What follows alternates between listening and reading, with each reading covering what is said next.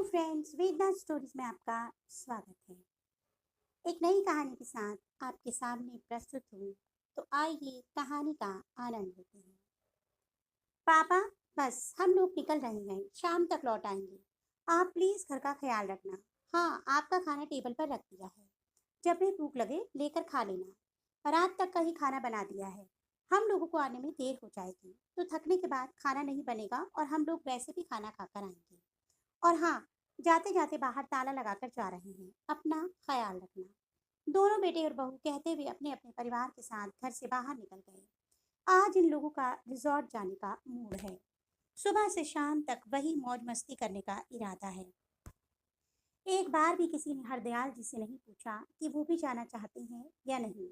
सोफे पर से उठकर खिड़की के पास चलकर गए और खिड़की में से नीचे देखा तो दोनों अपनी कारों में बच्चों के साथ बैठकर रवाना हो गए। थोड़ी देर तक खिड़की के बाहर यूं ही ताकते रहे।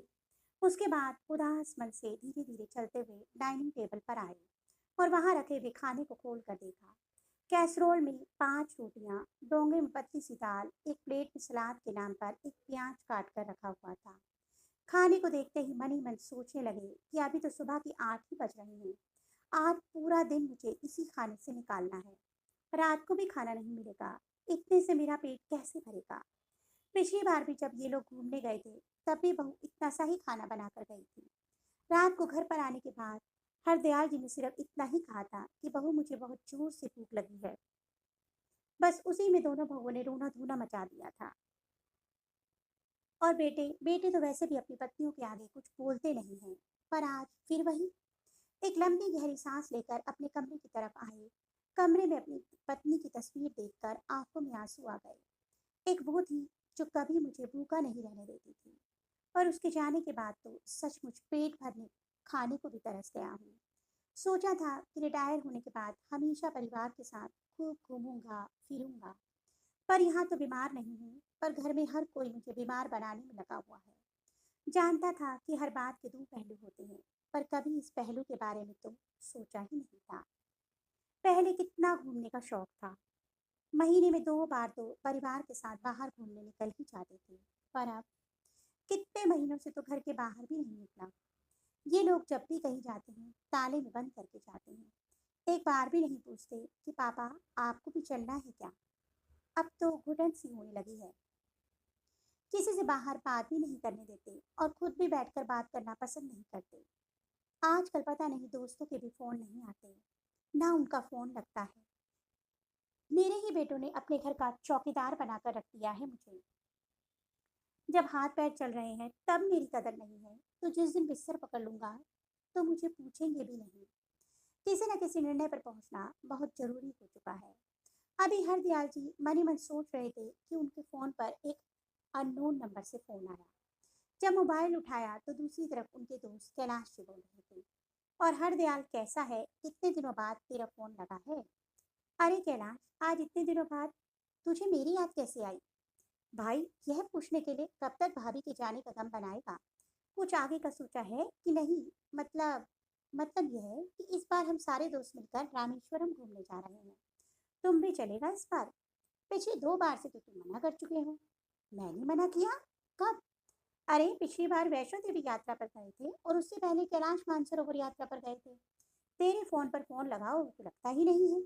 आखिर तेरे बेटों को फोन लगाया था, तब तेरे बेटों ने ही कहा कि पापा मना कर रहे हैं।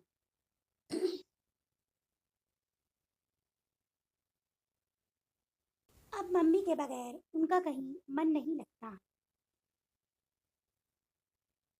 इस बार मैंने किसी और नंबर से फोन लगाया तुझे। कमाल है, ये नंबर तो लग गया। सुनकर हरदयाल जी हैरान रह गए। उन्हें तो बिल्कुल पता नहीं था कि पहले भी 2 यात्रा जा चुकी है। मतलब बेटों ने उन तक बात पहुंचाई ही नहीं। और फिर उनका मोबाइल। अरे क्या हुआ, जवाब तो दे। अचानक कैलाश जी की आवाज से हरदयाल जी की तंद्रा टूटी। अरे हाँ, इस बार जरूर जाऊंगा। कितना क्या पेमेंट देना है वो बता देना, मैं डिपॉजिट करा दूंगा। चल, मैं तुझे अपने व्हाट्सएप ग्रुप में शामिल कर लेता हूँ और वही सारी डिटेल भेज देता हूँ। और रही बात पेमेंट की, वो तो तू बाद में दे देना। कम से कम तूने हाँ तो की। वैसे भी हम कल ही रवाना हो रहे हैं और तेरी टिकट हमने पहले ही करवा ली थी। अगर तू फोन नहीं उठाता तो हम आज तेरे घर आ जाते। अच्छा, ठीक है बाबा, पर डिटेल आधे घंटे बाद भेजना।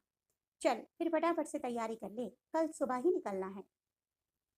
कहकर कैलाश जी ने फोन रख दिया। कैलाश जी के फोन रखते ही हरदयाल जी ने अपना फोन चेक किया। हरदयाल जी के अधिकतर सभी दोस्त उसमें ब्लॉक हो रखे थे। उन्हें याद आया कि पिछली बार बच्चों को मेरे भरोसे छोड़कर चारों ऊटी घूमने गए थे। देखकर हरदयाल जी का दिमाग चकरा गया। इतना बड़ा धोखा। कुछ देर तक आंखों में आंसू लिए अपनी पत्नी की तस्वीर की तरफ देखते रहे। फिर आंसू पोंछकर सबसे पहले हरदयाल जी ने अपने सारे दोस्तों को अनब्लॉक किया। उसके बाद उठकर अपने कमरे में गए और अपनी अलमारी में से अपनी टूर पर पहनने वाले कपड़े निकालकर पैक किए। अपने स्पोर्ट शूज निकाले और उनकी धूल साफ की। कुछ कैश और आईडी अपने पास रखे। मोबाइल पर अपने अकाउंट चेक किए। अपनी दवाइयों का बॉक्स रखा। जितना समझ आया उस हिसाब से पैकिंग कर ली और इंतजार करने लगे दूसरे दिन का। रात को जब बच्चे घर आए तब तक हरदयाल जी सो चुके थे। किसी ने भी उनके कमरे में जाने की जहमत नहीं उठाई। सब अपने अपने कमरे में जाकर सो गए।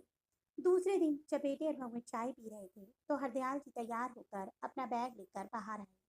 उन्हें देखते ही बड़ा बेटा बोला, अरे पापा, आप कहाँ चल दिए? मैं अपने दोस्तों के साथ रामेश्वरम टूर पर जा रहा हूँ, मेरा भी टिकट है। हरदयाल जी की बात सुनकर चारों बेटे बहू एक दूसरे की शक्ल देखने लगे। बड़ी बहू बोली, पर पापा जी, आप ऐसे कैसे जा सकते हैं? बच्चों के एग्जाम शुरू होने वाले हैं और हमें भी बेंगलुरु के लिए जाना है। मेरी मौसा जी के बेटे की शादी है। बच्चों को हम किसके भरोसे छोड़कर जाएंगे? आपने सोचा भी है? छोटी बहू ने कहा।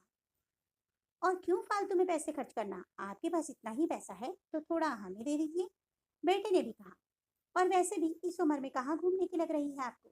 कल को गिर पड़ गए तो सेवा कौन करेगा? इससे चुपचाप अपना सामान वापस कमरे में रख दीजिए। बड़ी बहू बोली, मुझे ऑर्डर देने वाली बहू तुम होती कौन हो? तुम लोगों ने मुझे अपने घर का चौकीदार समझ रखा है जो अपने बच्चों को मेरे भरोसे छोड़कर चले जाते हो? तुम लोगों की हिम्मत कैसे हो गई मेरे मोबाइल से मेरे दोस्तों को ब्लॉक करने की? पापा, आप गलत समझ रहे हो। वो आपको कोई डिस्टर्ब ना करे इसलिए ब्लॉक किया था। अच्छा, मेरे आराम का इतना ही ख्याल है तो अपने बच्चे खुद संभालो। और रही बात मेरे घूमने फिरने की, खर्चे की, तो मैं अपने खुद खुद की कमाई पैसों से कर रहा हूँ। किसी को बताने की जरूरत नहीं है। अभी तो मैं रामेश्वरम जा रहा हूँ। वापस आने के बाद निर्णय लूंगा कि अब मुझे क्या करना है। बहुत हो गई तुम लोगों की मनमानी। कहकर हरदयाल जी वहां से रवाना हो गए।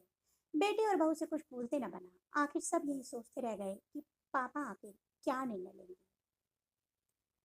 तो दोस्तों, आपको मेरी ये कहानी कैसी लगी कमेंट बॉक्स में अवश्य बताइएगा। जल्द ही एक नई कहानी के साथ मिलेंगे। तब तक के लिए बाय बाय। निकल निकल ऐसे।